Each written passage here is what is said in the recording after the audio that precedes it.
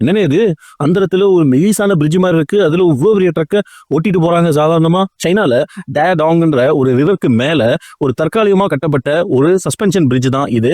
இது 984 அடி உயரமும் 800 அடி நீளமும் கொண்ட இந்த பிரிட்ஜ் வெறும் 4 மெயின் ஸ்டீல் கேபிளை வச்சு கட்டியிருக்காங்கடா. அதுலயும் 45 டன் ட்ரக்கை டிரான்ஸ்போர்ட் பண்ற மாதிரி கட்டியிருக்காங்க. 45 டன் ட்ரக் போச்சு அப்படின்னா வெர்டிகல் லோடு பயங்கரமா ஆக்ட் ஆகுமே.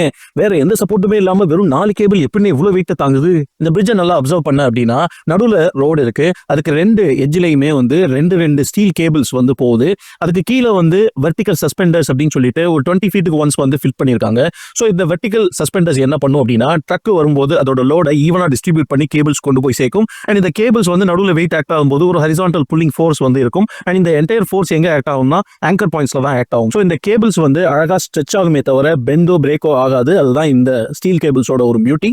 அண்ட் இந்த ஸ்டீல் கேபிள்ஸ் ஆங்கர் பாயிண்ட்ல எல்லா ஃபோர்ஸையும் கொண்டு போய் விடும்போது இந்த ஆங்கர் பாயிண்ட்ஸ் ஸ்ட்ராங்கா இருந்தாலே இந்த என்டையர் லோட் வந்து ஈஸியா டிரான்ஸ்போர்ட் பண்ண முடியும். அண்ட் இந்த பிரிட்ஜ் தற்காலிகமா கட்டினதுக்கு ரீசன் இன்னொரு மிகப்பெரிய பிரிட்ஜை கட்டுறதுக்காக இதை பயன்படுத்துறாங்க. ஒரு கன்ஸ்ட்ரக்ஷன் எக்யூப்மெண்ட்ஸை டிரான்ஸ்போர்ட் பண்றதுக்காக இந்த பிரிட்ஜை கட்டியிருக்காங்க. என்னதான் தற்காலிகமா கட்டினா கூட இது ஒரு இன்ஜினியரிங் மார்வல் தம்பி. வேற லெவலா இருந்தாலும் இந்த மாதிரி ரோட்ல ஓட்டுறது கொஞ்சம் பக்குன்னு இருக்குமே. இந்த மாதிரி டேஞ்சரஸ் ரோட்ஸை நீங்க பாத்திருக்கீங்களா இல்ல போயிருக்கீங்களான்னு கமெண்ட்ல சொல்லுங்க.